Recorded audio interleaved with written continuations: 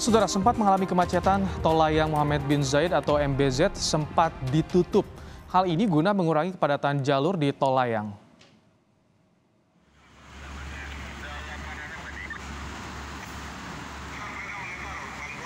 Penutupan dilakukan di pintu masuk tol layang MBZ. Penutupan untuk mengantisipasi padatnya penumpukan kendaraan di tol layang. Kendaraan sementara dialihkan atau diarahkan melintas di tol Jakarta Cikampek karena kemacetan mencapai 5 km. Setelah beberapa jam, tol layang MBZ dibuka kembali. Setelah beberapa jam tol layang MBZ dibuka kembali, tol layang dibuka kembali karena antrean kendaraan sudah berkurang. Pengguna tol pun diarahkan lagi untuk melintas tol layang MBZ. Buka tutup tol layang MBZ dilakukan secara situasional, melihat kondisi lalu lintas.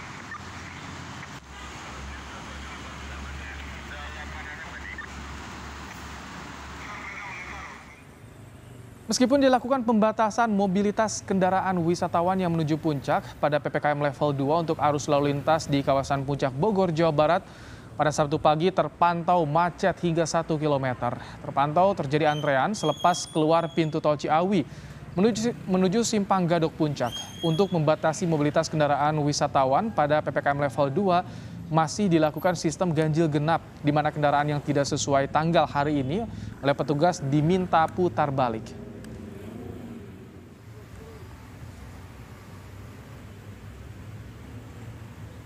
Di hari Sabtu ini kendaraan yang menuju ke puncak ada peningkatan.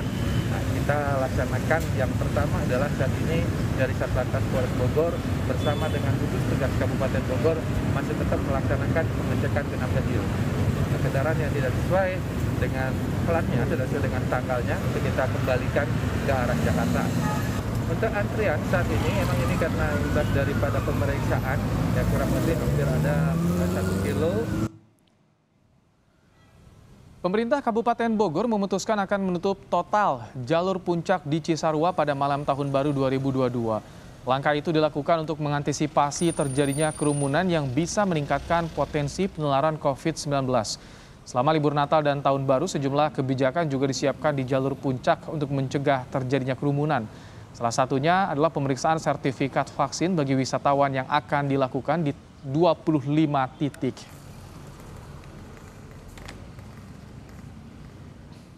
Lalu seperti apa persiapan penutupan jalur puncak Bogor pada momen malam Tahun Baru? Kita tanyakan pada Kasat Lantas Polres Bogor, AKP Diki Anggi Pranata. Selamat sore, Pak Diki.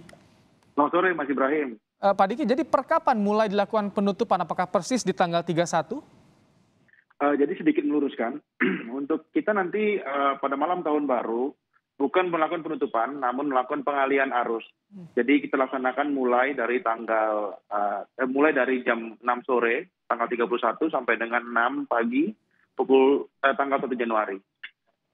Pengalihan arus kemana, Pak Diki?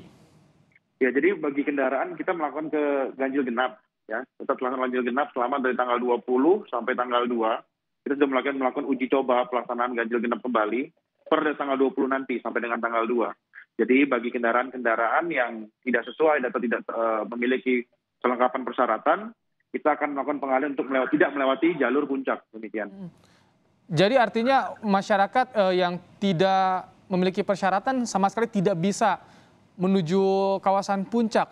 Atau betul. Ada jalur lain yang biasanya kan jalur tikus banyak di sana, Pak Diki? Betul, jadi untuk saat ini sendiri kami sudah menyiapkan kurang lebih 10 titik. Ya, 10 titik itu termasuk di exit tol, kemudian jalur-jalur alternatif sudah kami siapkan posko prokes, di mana posko ini selain melakukan pemeriksaan juga melakukan pelayanan. Artinya bagi masyarakat yang kedapatan mungkin di waktu diperiksa belum vaksin, di situ juga kami menyiapkan pos pelayanan untuk menyediakan vaksin. Kemudian posko tersebut juga menyiapkan pemeriksaan bagi masyarakat yang kedapatan peduli lindunginya. Jadi kita wajib dapat menunjukkan PCR 1 kali 24 jam atau PCR 3 kali 24 jam maupun antigen 1 kali 24 jam sesuai dengan Inmendagri nomor 63 peraturan terbaru. Baik.